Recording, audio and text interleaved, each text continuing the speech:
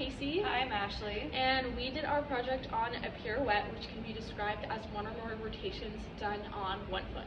I'll be the learner today. I have zero experience in dance and I'm very uncoordinated. And I'm going to be the instructor, and I've been dancing for about 15 years.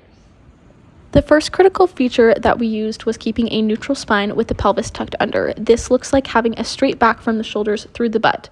The cue we used for this was tuck your tail / tuck your butt. The next critical feature we used was upper body movement. It is important to prevent your upper body from making drastic movements forward and back from the prep position into the turn. The cue we used was keep your body straight up and down. The next critical feature is keeping your shoulders aligned with your hips throughout the rotation. It is important the upper body is not twisting. The cue we used for this was keeping your hips square. The next critical feature was spotting. With this, we want the head to whip around in the direction that you will end the turn, mainly the front. We just said spotting as the directional cue. Final critical feature was holding the arms in front in a circular shape. The cue we used was hold the beach ball. This was my first attempt without any instruction. From the first attempt, a positive that we found was that she was able to get around, but the negative that we found was there wasn't a lot of technique and she didn't have a lot of prep work. So here we can see her applying the prep work. From the positives and negatives, we determined which element we should work on first. We decided that the prep work and technique was most important. So the three elements that we worked on first were pelvic tilt and whether the back and spine was straight from the shoulders all the way down to the butt, forward and backward leaning motion from the prep to the passe position, and if the person was successfully leaning one way or the other. And then the third thing was making sure that the shoulders and hips were aligned with each other. We determined range of correctness based on a number scale.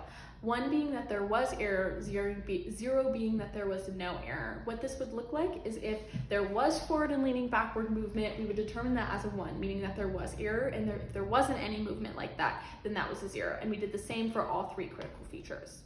For the intervention, Casey used both verbal cueing and also hands-on method. Both were very essential because I have a lot less body awareness, and so I needed a lot of extra cueing. And then she also let me attempt the movement a few times to try and see how it felt, and then would give me cues and feedback after that.